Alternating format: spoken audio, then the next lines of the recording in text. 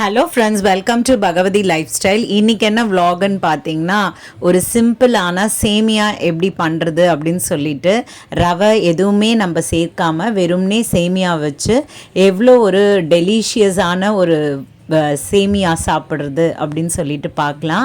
நான் வந்து ரோஸ்டட் சேமியா எடுத்திருக்கேன்.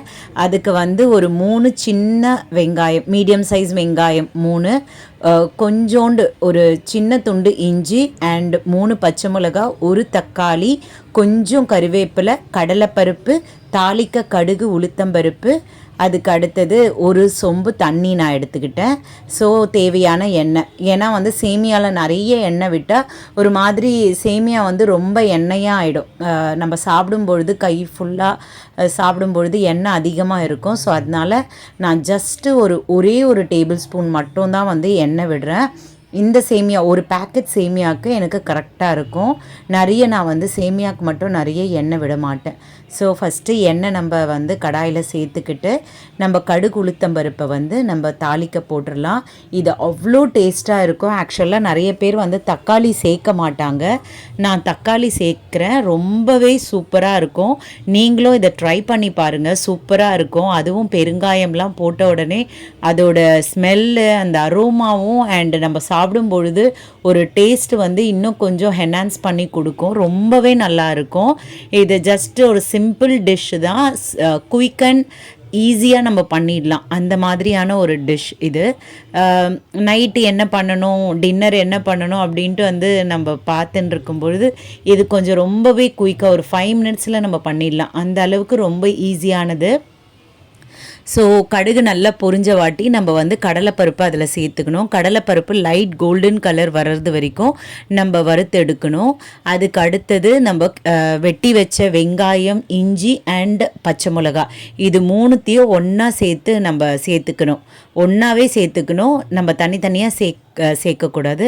ஒரே பிளேட்டில் வந்து நம்ம நறுக்கி வச்சுக்கணும். வெங்காயம், ஒரு துண்டு இஞ்சி, 3 பச்சை மிளகா, அப்போ ஒன்றா சேர்த்தாதான் நம்ம வந்து வதக்கக்குள்ளே அந்த அரோமா போய் ஒன்றா மர்ஜ் ஆகும். ஸோ அதுதான் நம்ம சேர்க்கணும். இது வந்து ரொம்ப ஈஸியானது. சாப்பிடும் பொழுது குழந்தைங்களுக்கு ரொம்ப பிடிக்கும். ஏன்னா நியூடுல்ஸ் மாதிரி இருக்கும்.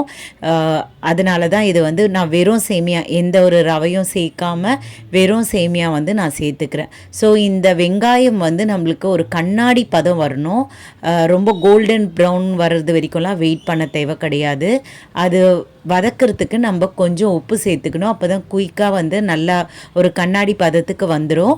கொஞ்சம் ஒரு பிஞ்ச் மட்டும்தான் நம்ம வந்து பெருங்காயம் தூள் சேர்க்கணும்.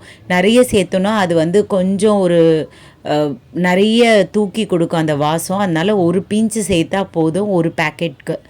ஸோ அதனால் ஒரு பிஞ்சு சேர்த்துட்டு நம்ம வதக்கி எடுக்கணும். ஒரு கண்ணாடி பதம் வர்றது வரைக்கும் தான் நம்ம வெயிட் பண்ணமே தவிர நம்ம வந்து கோல்டன் ப்ரௌன்லாம் வரக்கூடாது. பாருங்கள், உடனே நான் வந்து தக்காளியே சேர்த்துக்கிறேன்.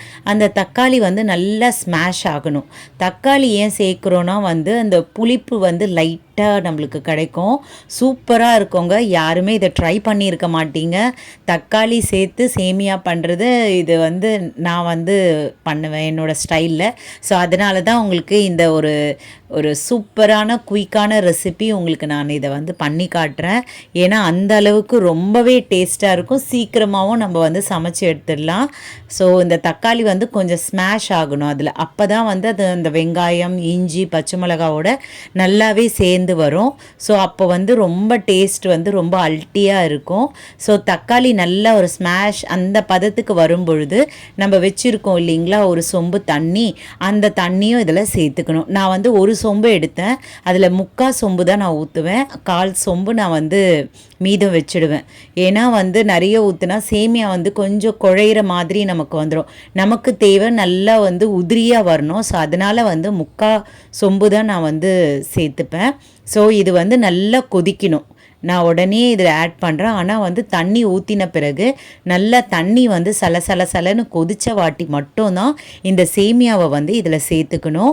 அப்போ சேர்த்துட்டு நல்லா கிளறி விடணும். அங்கேயே நின்று நம்ம அப்படியே விட்டுட்டு எங்கேயும் போகக்கூடாது. நல்லா கிளறிட்டே இருந்தால் மட்டும்தான் நம்மளுக்கு உதிரியாக கிடைக்கும். ஸோ என்னோட சேனல் உங்களுக்கு பிடிச்சிருந்தா சப்ஸ்கிரைப் பண்ணுங்கள், லைக் பண்ணுங்கள், ஷேர் பண்ணுங்கள் அண்ட் கமெண்ட் பண்ணுங்கள். உங்களோட ஒவ்வொரு லைக்கும் ஒவ்வொரு சப்ஸ்கிரைபும் என்னோட மிக மிக மிக பெரிய மோட்டிவேஷன். என்ன மாதிரியான ஹவுஸ் ஒய்ஃப்க்கு நீங்கள் தான் எனக்கு உங்கள் சப்ஸ்கிரைப் மூலயமாவும் உங்களுடைய லைக் மூலயமாவும் என்னை மோட்டிவேட் பண்ணணும். அப்போ தான் வந்து இந்த சோஷியல் மீடியாவில் எங்களை மாதிரியான ஹவுஸ் ஒய்ஃப் வலம் வர முடியும். So please subscribe my channel. So நல்லா வந்து கிளறி விடணுங்க. கிளறினா அந்த சேமியா உடைக்காமல் நம்ம பதமாக பூ மாதிரி கிளறி விட்டுருக்கணும். அப்போ தான் வந்து சேமியா நல்லா உதிரி உதிரியாக நமக்கு கிடைக்கும். ரொம்பவே ஈஸிங்க. ஜஸ்ட்டு நம்ம வந்து டின்னருக்கு என்னன்னு யோசிச்சுட்டு இருக்க வேண்டிய அவசியமே கிடையாது. இது வந்து அவ்வளோ சூப்பராக செம்ம டேஸ்ட்டாக இருக்கும். அதனால தான் இந்த ரெசிபி வந்து உங்களுக்கு நான் வந்து போட்டு ப்ரிப்பேர் பண்ணி காட்டுறேன். ஸோ எனக்கு ரொம்பவே எங்கள் பசங்களுக்கு ரொம்ப பிடிச்சமான அல்ட்டியான ரெசிபி இது. ஸோ நீங்களும் ட்ரை பண்ணி பார்ப்பீங்கன்னு நினைக்கிறேன்.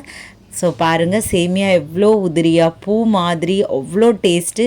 என்னோடய பையனால் வெயிட் கூட பண்ண முடியல, ஏன்னா உடனே டேஸ்ட் பார்த்துட்டா. ஸோ இவ்வளோ நேரம் பொறுமையாக என்னோடய வீடியோ பார்த்ததுக்கு ரொம்ப நன்றி.